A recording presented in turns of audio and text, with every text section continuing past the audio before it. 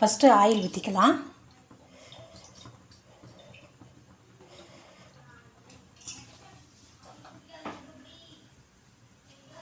கடுகும் கொஞ்சம் பெருஞ்சீரகம் போட்டுக்கலாம்.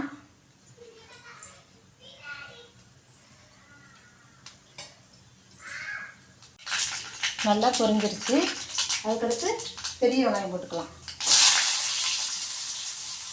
2 பெரிய வெங்காயம் நல்லா வதங்கட்டும்.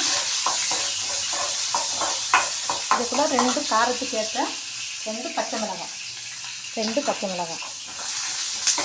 கொஞ்சமாக கருவேப்பிலை போட்டுக்கலாம்.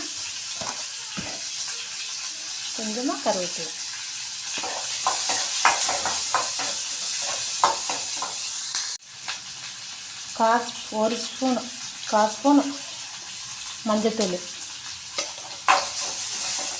வெங்காயம் வதங்குறதுக்கு தேவையான அளவு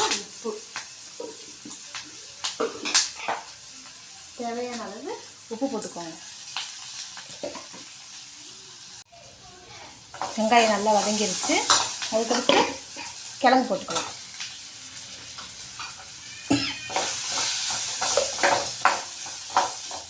கிழங்கு போட்டுட்டு தேவையான அளவுக்கு தண்ணி ஊற்றிக்கணும்.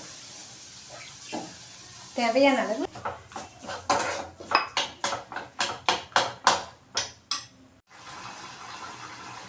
நல்லா கொஞ்சம் கட்டியாயிடுச்சு.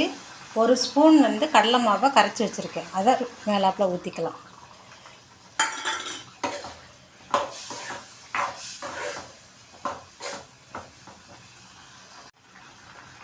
லாஸ்ட்டாக மல்லி இலை தூவிக்கலாம். மல்லி இலை தூவி கிளறி விட்டுட்டு ஸ்டவ் ஆஃப் பண்ணிக்கலாம்.